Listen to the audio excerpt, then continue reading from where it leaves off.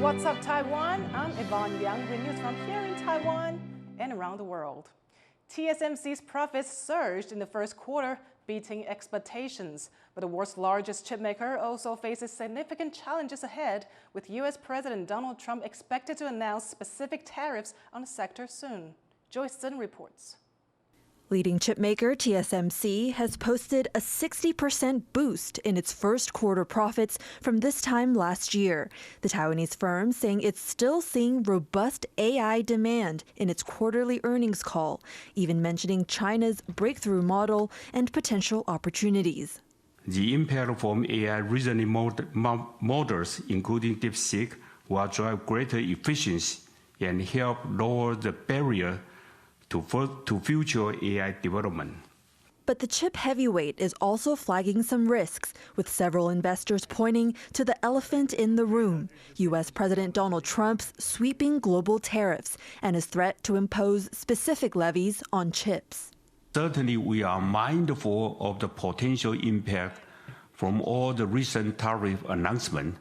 However, we have not seen any change in our customers' behavior so far. Does the TSMC get involved in all those tariff negotiation between Taiwan government and the U.S. government? We are a private company. Certainly, no, we are not getting involved. Trump's now paused reciprocal tariffs on over 180 countries, including Taiwan, have sent global markets down, including TSMC's stock on the local TAIEX index, hitting a low point of around $24 on April 9th, down 16% from when Trump first announced his tariff plan. An honor to be with you. Very great honor. Thank you very much. Mr. President. Thank you very much. Just last month, TSMC pledged a $100 billion added investment to its production site in the U.S. to add 3 more chip factories in Arizona on top of its existing 3. Having these plants already very well underway in the United States is going to be a huge boom for TSMC. The chips that will be manufactured in the United States obviously will not be subject to tariffs. So that gives TSMC and its customers a huge win, or at least a hedge against those tariffs. As Trump looks to bring manufacturing back to the United States, major TSMC customers are working to fall in line. Artificial intelligence powerhouse NVIDIA is looking to build its AI supercomputers entirely in the U.S. for the first time. But the firm is also set for a $5.5 billion hit after Washington blocked exports of one of its most popular AI chips to China.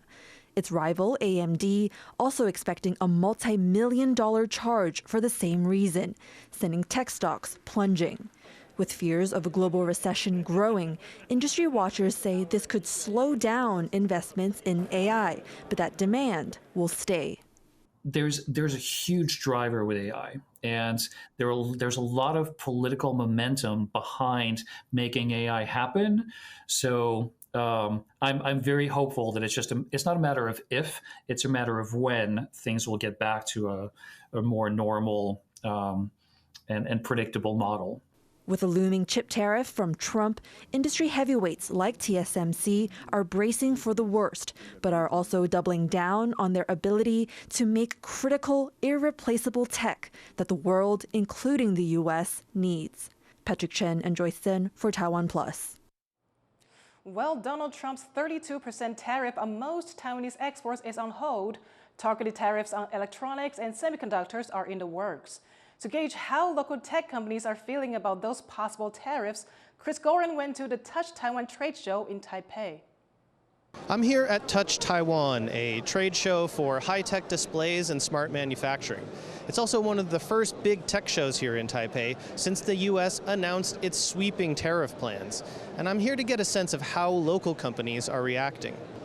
A 32% general tariff on most Taiwanese goods has been paused for 90 days, but Donald Trump says special tech tariffs could be coming as soon as this week.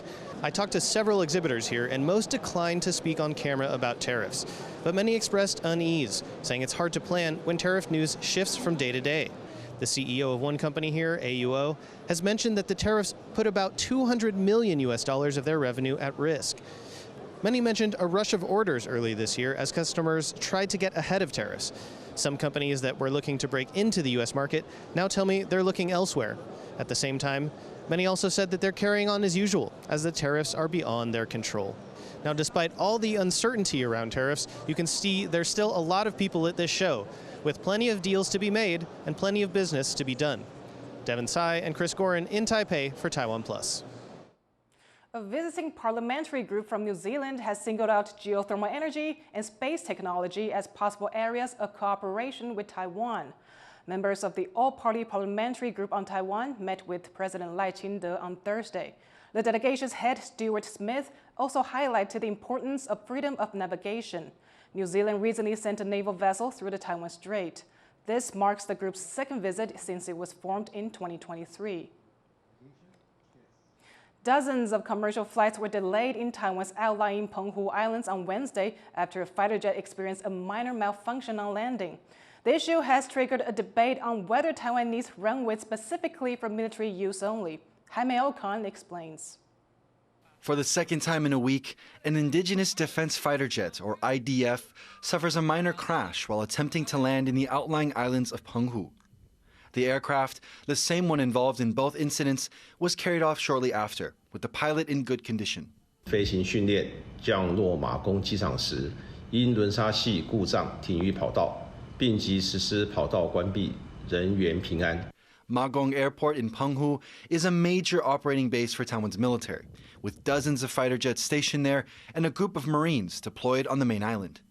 But because of the lack of space, the base's runway is also used for civilian travel. This latest crash, although cleared up quickly, affected more than 24 flights.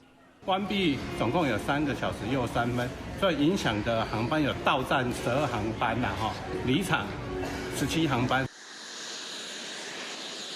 The issue is raising concern about how important infrastructure like runways are in the event of a war. If they're knocked out, Taiwan's fighter jets can't take off or land. Faced with the threat of invasion from China, Taiwan's Air Force would be critical to keeping the country safe from an enemy attack. Due to geography and complex terrain, Taiwan is finding it difficult to find more areas to build air bases and separate its military facilities from civilian use. But it could also prompt Taiwan's Air Force to train more on how to protect and maintain its limited airfields. 但是在澎湖你要建造一个 second runway 不太可能。但是还有其他方法，就是类似这种快速的 cleaners， 就是当这个跑道上出现问题的时候，这个 response 要很快，也就是快速的把它移走，那跑道就是进行清理。 Practicing how to clear and repair runways was one element of last year's large-scale Hangguang military drills. But with back-to-back incidents affecting both military and civilian traffic, this may push the military to put more resources into protecting its runways. John Su and Jaime Ocon for TaiwanPlus. Taiwan's environment minister says the government is open to discussing nuclear power as an option for the future. He made a comment just weeks before the country's last nuclear plant is due to be decommissioned. Tiffany Wong reports. The long-standing debate in Taiwan over nuclear power is back again. For the island nation, it's not just a question of safety, but of national security. 从这个国家安全或是能源安全的角度来看的话，的确是有人提出这一个想法。那其实我们以行政团队的立场来看的话，我们其实是开放讨论来讨论这件事情。保留核能是官方立场吗？并没有。Almost all of Taiwan's energy is imported, primarily as coal and natural gas. The ruling Democratic Progressive Party has made it a goal to phase out nuclear power by 2025, citing concerns over safety on the earthquake-prone island. The potential resurrection of nuclear as a power source comes just a month before the country's final nuclear reactor, Ma'anshan Unit 2, is set to be decommissioned, leaving a 3% gap in the nation's energy generation. But restarting the old nuclear power plants wouldn't be easy. 老旧核电厂延役，你必须要花出也是很高昂的成本去维修它，然后你还要评估它在新的安全标准上能不能合格，你要把它加强到符合到我们现在所谓的最新的安全标准，都是一大笔钱。The environment minister estimates that restarting nuclear would cost several billion US dollars. But the issue of energy security could keep nuclear on the table. 煤炭只有36天呐，天然气只有7到11天呐，这时间都很短。如果考虑核能的话，核燃料它的安全质量通常是1年半到3年。 While officials are publicly coy on any changes to their plans for nuclear power, until the country can be sure it has the power it needs in an emergency, calls to reconsider nuclear won't go away. Luffy Li and Tiffany Wong for TaiwanPlus. Taiwan's got some new seasonal visitors, tiny feathered travelers who've taken a long flight to get here. And Hualien's remote beaches have become the perfect summer getaway for them. Chelsea Wu has the story.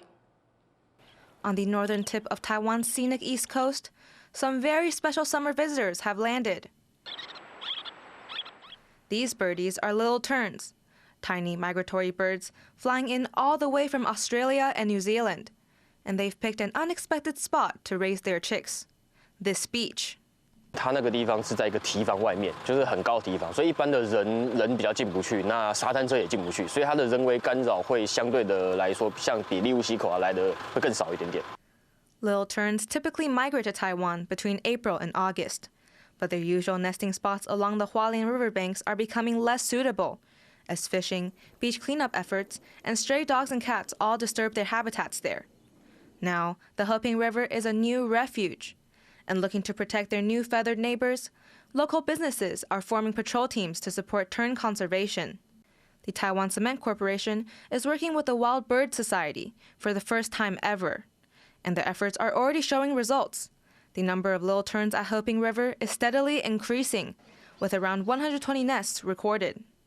那因为和平电厂跟和平港的阻隔，非常意外的造就了一个小燕鸥很安全的一个孵育的处所。而志工巡守队的成员，我们更结合了我们场内的这些包商朋友们，一同来参与。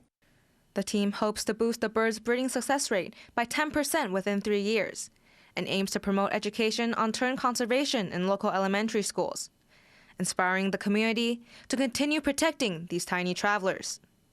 Fu Huahang and Chelsea Wu for TaiwanPlus. An international team led by Taiwan's top research institute, Academia Sinica, has discovered that pain and soreness are actually two different sensations. But we don't really discriminate between the two. We just have the one word, which is pain, to find that there is a physiological and neurological basis for that discrimination. And that's what's been so fascinating in working with. The researchers led by Chen Zhicheng found that soreness comes from overactivation of nerves responsible for body position and movement awareness rather than from pain sensory nerves. They've coined the term senseption for the sensation of soreness inspired by the Taiwanese Daigi word for it. The findings paved the way for future research to develop treatments that can target pain or soreness individually. A groundbreaking discovery has been made on a planet 124 light years away. The presence of two gases there is seen as the strongest evidence yet of life outside Earth.